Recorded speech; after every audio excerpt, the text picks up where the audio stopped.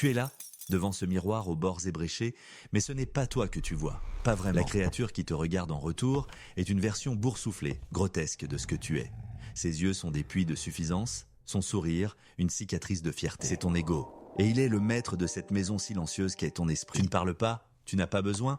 La guerre que tu mènes est entièrement silencieuse. Chaque jour, c'est une performance. Un ballet méticuleux pour apaiser la bête dans le miroir. Tu choisis tes mots avec le soin d'un démineur, tu arranges tes gestes, tu calcules tes sourires. Tout ça pourquoi ? Pour que la créature ne grogne pas, pour qu'elle te laisse un semblant de paix. Mais il n'y a pas de paix, juste un cessez-le-feu tendu, un silence qui hurle. Tu penses que l'ego est une force, une armure. C'est ce qu'il veut que tu crois. En réalité, c'est une cage. Une cage dorée, magnifique, mais une cage quand même. L'ego n'est pas ton identité. C'est le gardien de ta peur la plus profonde, la peur de n'être rien. Il s'est construit brique par brique, avec chaque compliment que tu as reçu, chaque critique que tu as craint. Il est l'histoire que tu te racontes sur toi-même. Une histoire que tu défends jusqu'à la mort. Mais comment détruire un ennemi qui vit dans ta tête ? Comment le faire taire sans prononcer un mot ? Ce n'est pas un hasard, c'est de la psychologie. L'ego se nourrit de mots, d'attention, de drame. Le privé de mots, c'est l'affamer. Le privé de réaction, c'est l'étouffer. La destruction de l'ego n'est pas un acte de violence, c'est un acte de reddition. Pense à cet artiste.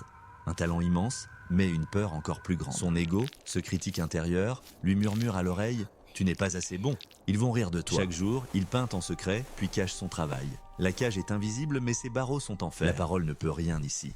Les encouragements glissent sur lui comme de l'eau. Le combat est ailleurs. Et un jour, sans un mot, il change. Il ne fait pas un grand discours.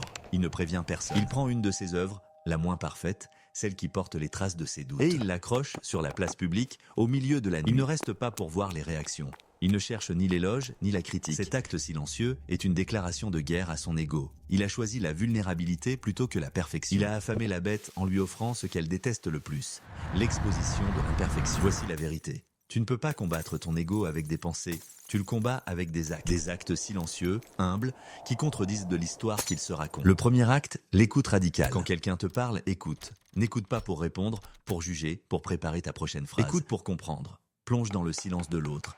L'ego déteste ça. Il veut parler. Il veut exister. En choisissant de te taire, tu lui refuses la scène. Le deuxième acte, l'acceptation de l'erreur. Tu as fait une erreur. C'est inévitable. L'ego se précipite pour se défendre. Il crie « Ce n'est pas ma faute. C'est à cause de… » Oui, mais… Le contre-mouvement silencieux, un simple hochement de tête, une acceptation sans un mot. Oui, c'est mon erreur, pense-le.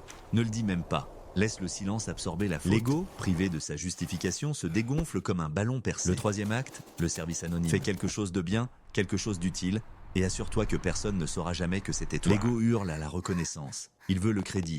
Il veut les applaudissements. Nourris le monde, pas ton ego. Répare une chaise cassée, ramasse un déchet, offre une fleur sans carte. Chaque acte de service anonyme est un clou dans son cercueil. Le quatrième acte, l'abandon du contrôle. Tu ne contrôles pas tout. Tu ne contrôles presque rien. Le trafic, la météo, l'opinion des autres. L'ego croit qu'il est le maître de l'univers. Chaque imprévu est une insulte personnelle. Alors, lâche prise, silencieusement. Quand les choses vont mal, ne te bats pas. Ne te plains pas. Observe. Accepte le chaos.